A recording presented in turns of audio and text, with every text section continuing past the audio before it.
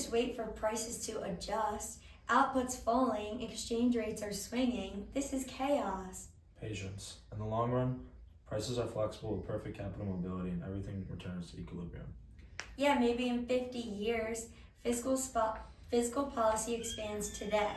Monetary policy shifts today. People lose jobs today. Temporary shocks. The economy always finds balance, like perfectly cleared loanable funds markets. You sound like a mindfulness app for economists. And you sound like a caffeine ad for volatility. Fine, let's test it. Rationality, of course.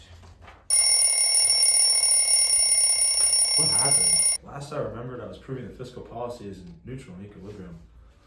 Oh, IS and LM, star. My kind of company. So fiscal expansion shifts IS star to the right. Simple enough. Output rises. Not so fast, long run. That's not how things work here. What do you mean? Welcome to the short run. Prices are sticky, capital is mobile, and the exchange rate has commitment issues. Wait, why is the exchange rate rising? Because the fiscal expansion appreciates the currency.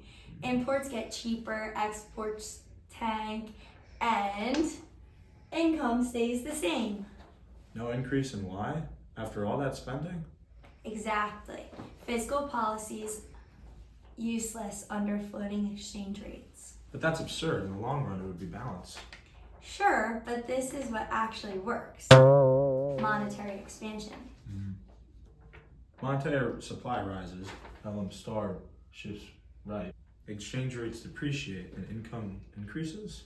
Now you're getting it. Monetary policy is the real driver here. So fiscal policy fails, monetary policy rules, and equilibrium depends on sticky prices? Welcome to my world. We don't wait for equilibrium, we chase it. I miss the long run. At least everything makes sense. Yeah, nothing ever happened.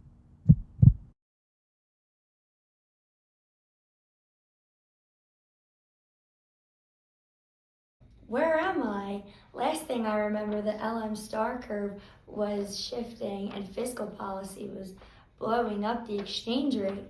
Now everything's quiet. The graphs aren't moving. This feels unnatural. Where's the chaos? Where's the vitality? You've arrived in the long run, where prices adjust, capital flows freely, and eventually everything finds their equilibrium.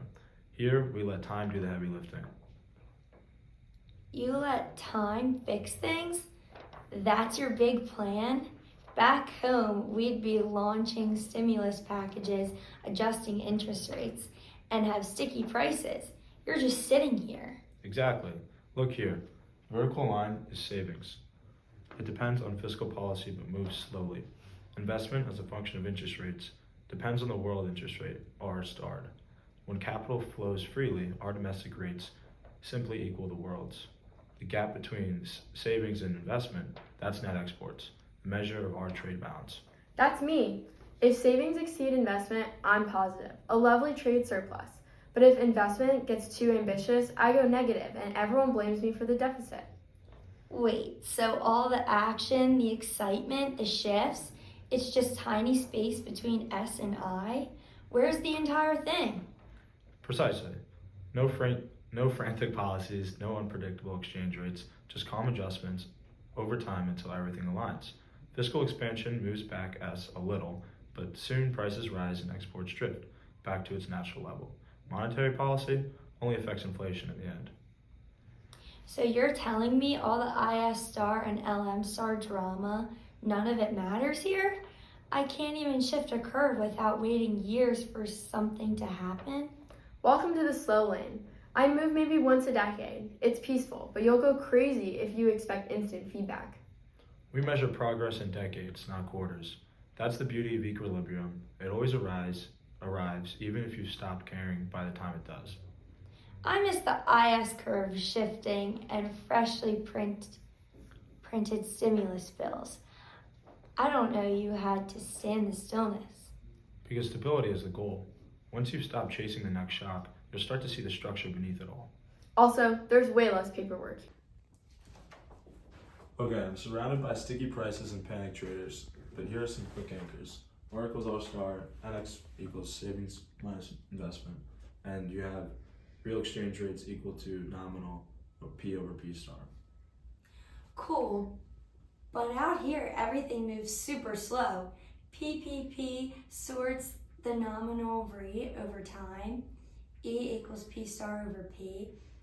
If our inflation runs hotter, EE tends to fall. But in my world, demand sets output while prices are sticky. Now matters.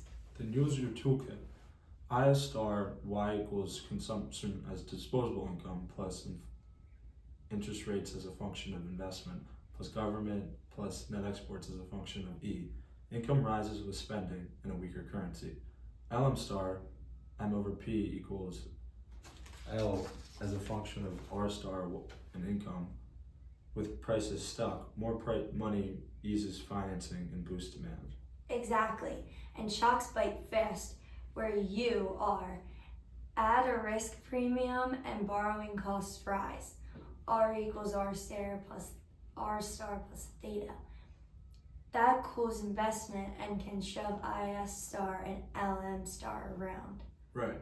And once your moves heat things up, prices adjust. M over P slides back, LM star drifts left, and Y goes back to Y's fixed. That's the path back to my world.